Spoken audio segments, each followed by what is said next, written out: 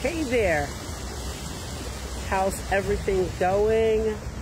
Of course, I'm outside today. I love to take in the air. I think I did about a mile already, and Cooper's kind of mad at me. But he'll be all right. So I wanted to talk about what I'm going to be talking about for the rest of this month and probably into November. I'm going to do a couple of live series on religion, relationships, and recovery.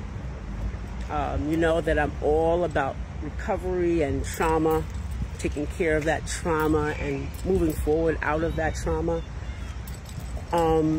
So I am going to be doing something on religion, the trauma of religion that I know that I've experienced firsthand, and I think that's called a POV, point of view. I'm learning things on this social media place. So I'm going to be talking about my point of view on religious trauma. And if you guys listen to my podcast, I've had numerous guests who've experienced religious abuse and how it affected them. And I even had one therapist who has I want to say like a ranch, a retreat or a ranch that helps heal from religious abuse. And he came from the area of the Catholic religion. So we always think about religious abuse as being sexual in nature, something like that, being, abuse, something in that way. But we never think about religious abuse being something that holds you back, that keeps you stuck, that keeps replaying in your memory and qualifying you or being a qualifier of how you feel in life. So we never think about that. And we never think about being bullied in religion or talked to in a certain way in religion or put in a class of folks. So what do I mean by that? I mean, for the apostolic Pentecostal area, women are second-class citizens. And I'm only talking about that. I'm not talking about any other religion. I'm talking about what I experienced. Second-class citizens. So you don't get the same rights as men do. And that plays a big part on your psyche. Not many people want to acknowledge that. They don't want to acknowledge that. It plays a big role on your psyche. And I found it very funny as I grew up in the church, how women had to look a certain way and men looked a certain way.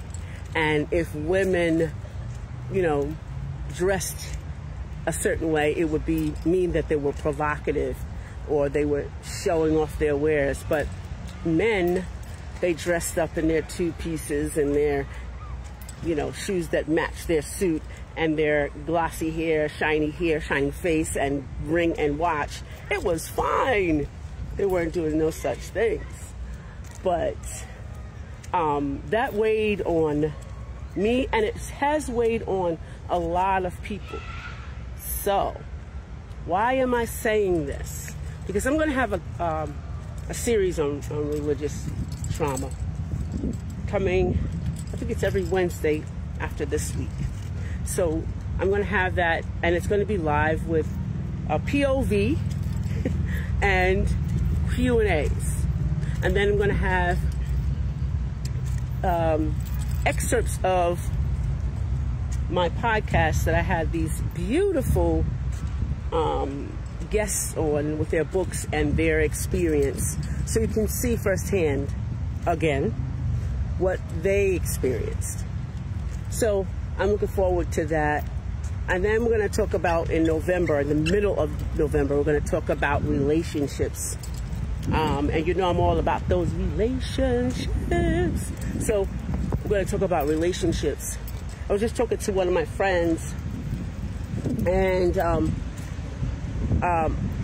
we talked about friendships, and I was telling her that, I've been to so many countries. Not as half as many as I wish I could, but I'm old enough to live and get there.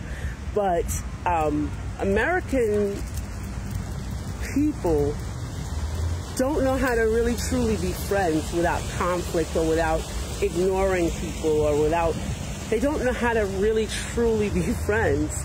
So we're going to talk about friendship, what it really means to be a friend, like what it really means and how it looks, because sometimes even I, as a friend of my, friend to other friends, I feel neglected, feel like it's like one way all the time.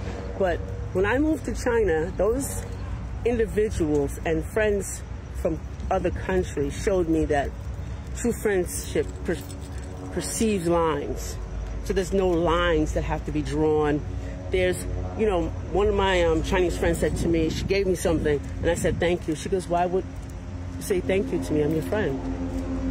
And I thought that was, yeah, that's correct. That's correct. Never thought about that, because I learned how to be a friend here in America.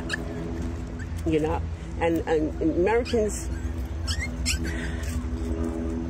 they really don't know how to support. They support, but not support. And then it's like a conditional loyalty. But that's my point of view. I'm just saying. But I examine everything. I examine everything. I have, because I'm getting older and I want to live a true and authentic life, and I think that's where I am. So I want to be authentic about whatever I do. And I don't want to be half of anything. My mother always said to me, don't half-ass anything. That's what she said. Don't half-ass anything. So whatever you do it to the fullest of your ability, but don't half-ass. That's one thing my mom has told me, and to dress nice. But I'm telling you, I have always taken that with me, is when I'm a friend, I'm a friend. Until I'm made to say, hey, I gotta stop, because I'm giving and no one's giving to me. So we'll be talking about relationships, getting off of that, my POV, okay? And then we'll be talking about recovery. And recovery and healing are interchangeable. And I want to tell you that it doesn't happen today or tomorrow. It's always unfolding, because it's always peeling back layers. And I wrote an article called Layers of Me when I was healing through childhood sexual abuse. And I wrote that because I equated myself to an onion.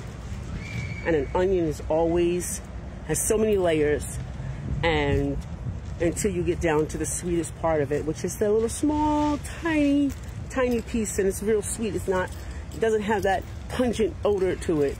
So, what am I saying that for? Recovery is like that. Healing is like that. To offer that to you. So, we have some exciting things happening coming up. I'm going to be putting up a lot of the events, so please look out for them.